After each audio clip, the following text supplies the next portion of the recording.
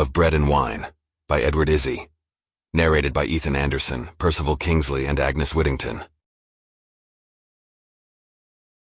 Of Bread and Wine, by Edward Izzi, 4th edition, copyright Casino Publishing, October 2018, June 2023. Preface, Confession and Last Rites. The darkened hallway seemed to only reflect the light from the window of one of the hospital rooms as Monsignor Cavalieri, dressed in a long black cassock and gold crucifix, proceeded past the entranceway. There was a strong, distinct smell of urine and bodily wastes as he walked gingerly inside the Villa Francesca nursing home, located in the western outskirts of Rome. The chattered sounds of whispering nurses at the end of the hallway assisted the young Monsignor in navigating his way around the darkened, cluttered pathway to the nurses' station. "Cardinal Masellis, per favore?" asked the young priest, inquiring about the cardinal's hospital bed. He had been sent by his superiors at the Vatican to hear an old, dying cardinal's confession. The young, dark-haired nurse looked at the young, youthful Monsignor intently, until he told her who he was. "Stanza 108, she replied. She then finished her directive in broken English, probably figuring from his Italian accent that the Monsignor was an American. "His room is the last door on the right."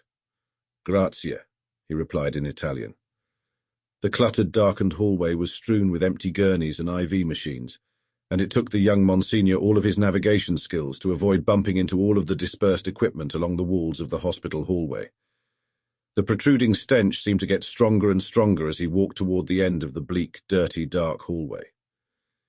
As he entered room 108, the distinct, terrible odor of bodily fluids and death overwhelmed Monsignor Cavalieri, and he needed a minute to gather himself before he proceeded into the hospital room.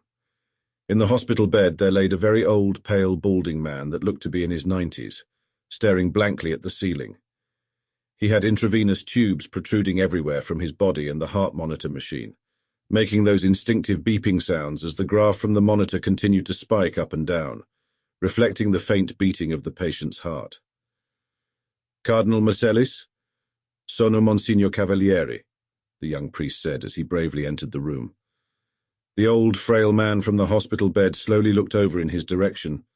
The blank stare from his wrinkled, jaundiced face suggested that the former cardinal would not be long for this world. "Chi sei?" he first asked in very faded Italian.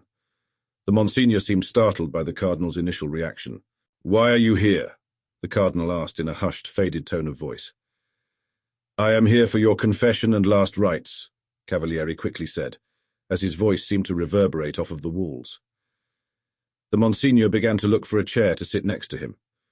At that moment, a young Sample complete. Ready to continue?